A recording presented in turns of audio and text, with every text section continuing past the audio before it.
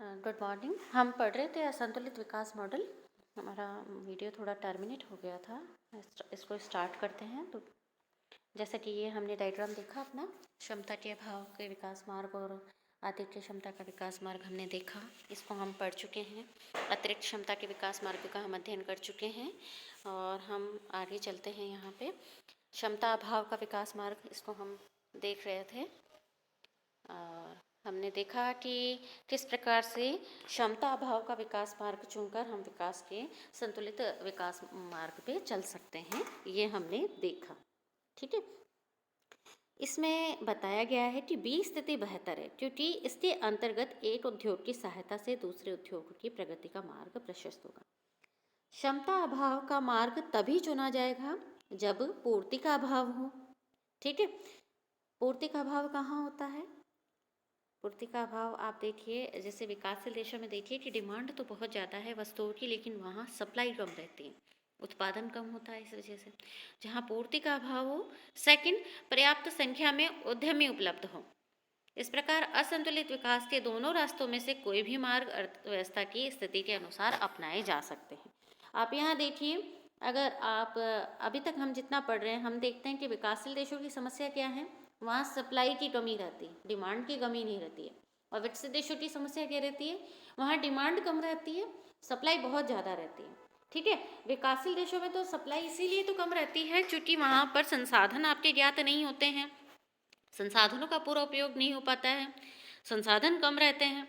तो वहाँ चूँकि सप्लाई कम रहती है, डिमांड बहुत ज़्यादा रहती है, तो आप ये कह सकते हैं कि बी जो स्थिति है यह ज़्यादा बेटर है विकासशील देशों के लिए। अब हम आगे देखते हैं असंतुलित विकास मॉडल के जो प्रभाव हैं या इसके गुण हैं या इसके महत्व को हम देखते हैं कि क्यों इसे अर्धविकसित देशों के लिए श्रेष्ठ माना जाता है।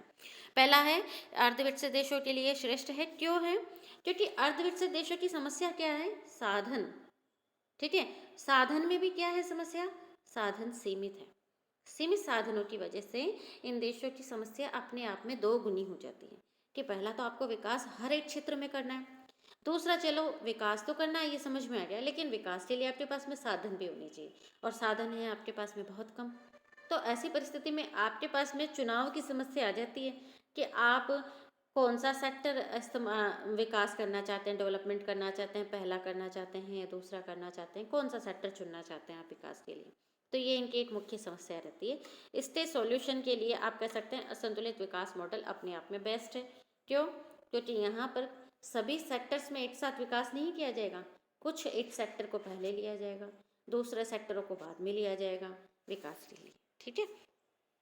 दूसरा है तुलनात्मक लागत सिद्धांत के अनुकूल है। असंतुलित विकास सिद्धांत तुलनात्मक लागत सिद्धांत के अनुकूल भी माना गया है। क्यों? क्योंकि प्रत्येक देश को वस्तुओं एवं सेवाओं के उत्पादन में विशिष्टीकरण से ही अधिक लाभ रहता है। जैसे कि मान लीजिए विकासशील देश में जैसे कि हम मानते हैं, बांग्लादेश की बात करते हैं, बांग्लादेश जूट उत्पादन में बहुत अच्छा देश है। तो अगर वह देश अपने साधनों को जूट के उत्पादन में ही लगाता है तो वह जूट प्रोडक्शन में स्पेशलाइजेशन कर सकता है, बजाय अगर वह अपने संसाधन को सभी क्षेत्रों में लगाएगा तो चूंकि उसकी कॉस्ट भी ज़्यादा हो जाएगी और जूट का उत्पादन भी उतना बढ़ के नहीं होगा। तो विशिष्टीकरण में ये ज़्यादा अच्छा है कि जो देश जिस वस्तु के उत्पादन में अच्छा है वह देश उस देश में उन साधनों का उपयोग उन वस्तुओं के उत्पादन में ही किया जाए तो वो ज़्यादा बढ़िया है, क्योंकि साधन ज़्यादा, वस्तुओं का उत्पादन ज़्यादा होगा, लागत कम आएगी और इस तरीके से वह देश अपने आय के स्तर को बढ़ा के विकास को बढ़ा सकता है, ठीक है। नेक्स्ट है ऐतिहासिक तथ्यों से पुष्टि। अगर हम देखें औद्योगिक क्रांति में जब हुई थी तब आप देखें कि पश्चिमी राष्ट्रों ने भी कुछ महत्वपूर्ण उद्योगों को ही प्राथमिकता दी थी अपने विकास के रास्ते को चुनने में। जैसे कि इंग्लैंड की बात करें तो इंग्लैंड ने कपास उत्पादन, कपास के बाद में कपड़ा उत्पादन में ही अपना सबसे ज़्यादा अपने संसाधनों को लगाया था। तो और इसी प्रकार से अन्य उद्योगों का विकास किया था, ठीक है। नेक्स्ट है असंतुलित विकास में मितव्ययताओं का लाभ मिलता है। जब देश में असंतुलित विकास के अंतर्गत कुछ चुने हुए उद्योगों के विकास से विशिष्टीकरण किया जाता है तो उसमें आंतरिक एवं बाहरी मितव्ययताओं का लाभ मिलता है और उत्पादक लागतों में कमी आती है। नेक्स्ट है व्यवहारिक पद्धति। असंतुलित विकास की पद्धति अर्धविकसित राष्ट्रों के विकास के लिए एक व्यावहारिक पद्धति है। अर्धविकसित राष्ट्रों में पूंजीगत साधनों, कुशल श्रम एवं तकनीकी विशेषज्ञों की निरंतर कमी को देखते हुए सीमित साधनों से कुशलतापूर्वक चुने कुछ उद्योगों के विकास की नीति व्यावहारिक मानी जाती है।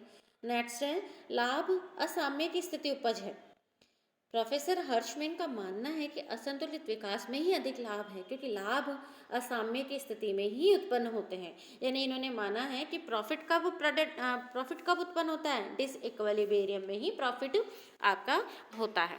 नेक्स्ट है विकास की प्रारंभिक अवस्था में असंतुलित विकास पद्धति बेहतर है। सिंगर का मत है कि अर्धविकसित राष्ट्रों के विकास की प्रारंभिक अवस्था में विकास साधनों की कमी को देखते हुए असंतुलित विकास पद्धति अधिक उपयुक्त एवं बेहतर है। आगे हम असंतुलित विकास की अगर इसकी आलोचनाओं की बात करते हैं तो आलोचनाओं में देखिए, पहला है उपभोग का त्याग।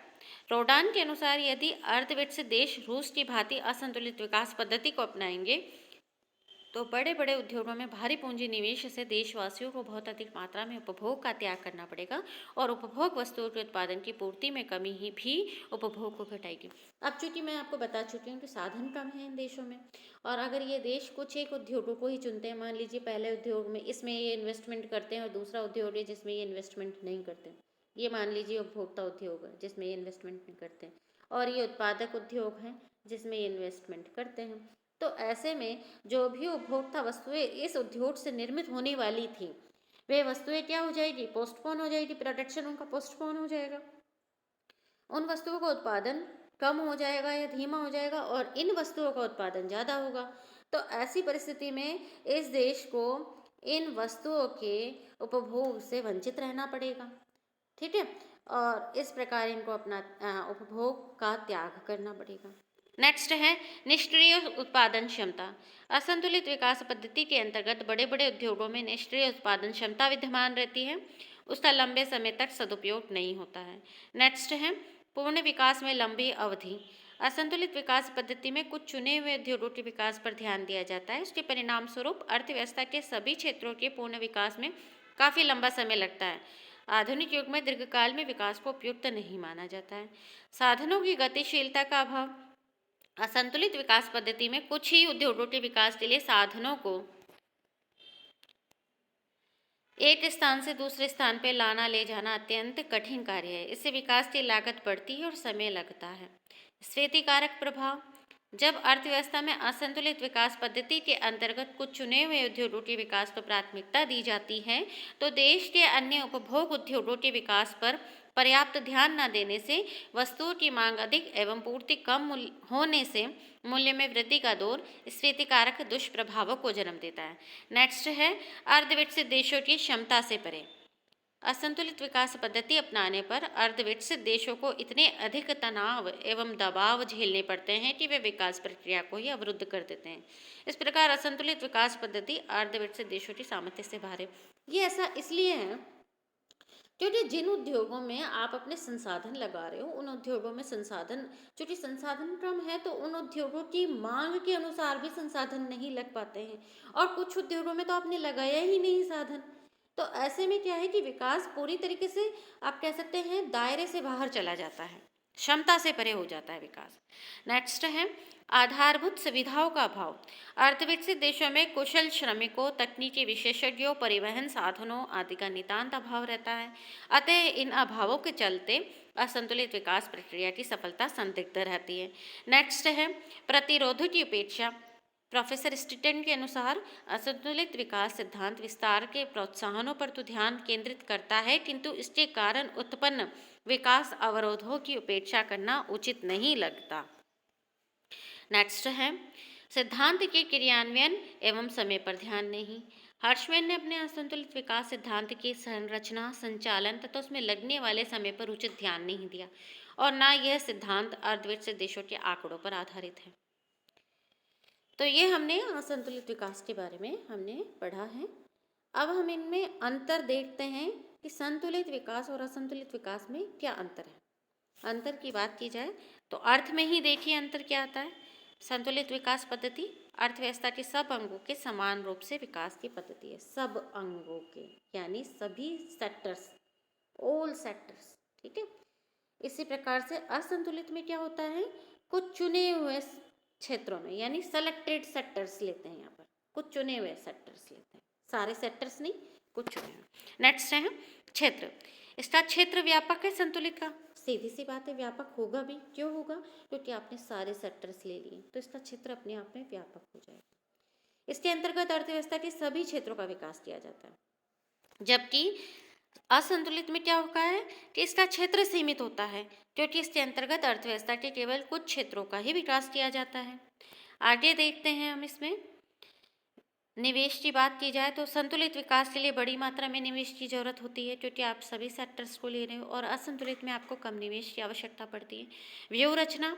संतुलित विकास पद्धति में अर्थव्यवस्था में मांग एवं पूर्ति के आधार पर विकास से संतुलन स्थापित करने का प्रयास किया जाता है। असंतुलित विकास पद्धति के अंतर्गत अर्थव्यवस्था में उच्चावचन पैदा करने की व्यूह रचना से विकास किया जाता है। नेक्स्ट है संतुलन। इसके अंतर्गत विकास में अर्थव्यवस्था में कृषि एवं उद्योग, घरेलू क्षेत्र एवं निर्यात क्षेत्र, उपयोग उद्योगों व पूंजीगत उद्योगों सभी में संतुलन स्थापित करने का प्रयास होता है। जबकि असंतुलित विकास में अर्थव्यवस्था में केवल चुने हुए क्षेत्रों एवं उद्योगों के उत्पादन में और दूसरे क्षेत्रों में असंतुलन रहता है। आर्थिक दुष्चक्र। संतुलित विकास से अर्थव्यवस्था में आर्थिक दुष्चक्रों का निराकरण सरल होता है। असंतुलित विकास से अर्थव्यवस्था में आर्थिक दुष्चक्रों का समापन कठिन होता है। ऐतिहासिक पुष्टि। अर्थविकसित देशों में संतुलित विकास पद्धति से आर्थिक विकास की पुष्टि नहीं होती। ऐसे कोई उदाहरण नहीं जहां संतुलित विकास पद्धति से विकास सफल हुआ हो। असंतुलित विकास की नीति इंग्लैंड में सूती उद्योग, अमेरिका में रेल उद्योग एवं जापान में लौह इस्पात उद्योग आदि के विकास से ऐतिहासिक पुष्टि होती है। नेक्स्ट है व्यवहारिकता। अल्पविकसित देशों में पूंजी, कुशल श्रम, तकनीकी ज्ञान के अभाव में सब क्षेत्रों का एकमात्र समान रूप से विकास करना अव्यवहारिक होता है। जबकि असंतुलित विकास साधनों की कमी के कारण कुछ चुने हुए क्षेत्रों के विकास पर ध्यान केंद्रित करना व्यावहारिक होता है। उपयुक्तता की बात करें तो साधन संपन्न एवं कुछ विकसित अर्थव्यवस्थाओं के लिए यह पद्धति, कौन सी पद्धति? संतुलित विकास की पद्धति उपयुक्त है। इसी प्रकार से पिछड़े एवं साधनों के अभाव वाले देशों में असंतुलित विकास पद्धति उपयुक्त है। आगे हम देखते हैं सरकार की भूमिका की अगर बात करें तो संतुलित विकास पद्धति में निजी क्षेत्र की भूमिका अधिक रहती है, जबकि असंतुलित विकास में सरकारी नियंत्रणों की भूमिका अधिक रहती है। आगे हम देखते हैं कि विकास की इनमें से कौन सी पद्धति श्रेष्ठ है। इन दोनों का अध्ययन कर लिया है। दोनों ही और अगर हम देखें दोनों ही पद्धतियों का जो लक्ष्य है वह लक्ष्य क्या है? अर्थव्यवस्था का संतुलित विकास करना। किंतु विकास की प्रारंभिक अवस्था में साधनों की कमी को देखते हुए असंतुलित विकास की पद्धति को अपनाने की बाध्यता रहती है। हम ले क्यों रहे हैं अनबैलेंस्ड ग्रोथ? वही साधनों की कमी के कारण हम अनबैलेंस्ड ग्रोथ को चुनते हैं। नहीं तो कौन सा देश है जो बैलेंस ग्रोथ नहीं चाहेगा? सभी चाहेंगे। ठीक है। प्रोफेसर सिंगर के अनुसार जिन देशों में विकास के निम्न स्तर का कारण साधनों की कमी नहीं वरन अत्यधिक निराशाजनक वातावरण है, वहाँ संतुलित विकास पद्धति सैद्धांतिक एवं व्यवहारिक दोनों रूपों में उचित है। पॉल स्ट्रिटन के अनुसार संतुलित एवं असंतुलित विकास पद्धतियों के बारे में वाद विवाद निरर्थक है। दोनों पद्धतियों में अपने अपने गुण दोष हैं, किंतु वस्तुस्थिति यह है कि कोई भी अल्प विकसित देश जब विकास के कार्यक्रम को अपनाता है या क्रियान्वित करता है तो उस देश के राजनीतिज्ञों को असंतुलित विकास पद्धति अपनाने के सिवाय अन्य कोई रास्ता ही नहीं होता है। अर्धविकसित देशों की अर्थव्यवस्था ऐसी लचीली नहीं होती कि वो संतुलित विकास पद्धति को अपना सके। असंतुलित विकास पद्धति से निश्चय ही विकास दर ऊंची होती है, परंतु इसका अर्थ ये नहीं है कि समन्वय एवं पूरक नियोजन पक्ष की अवहेलना कर दें।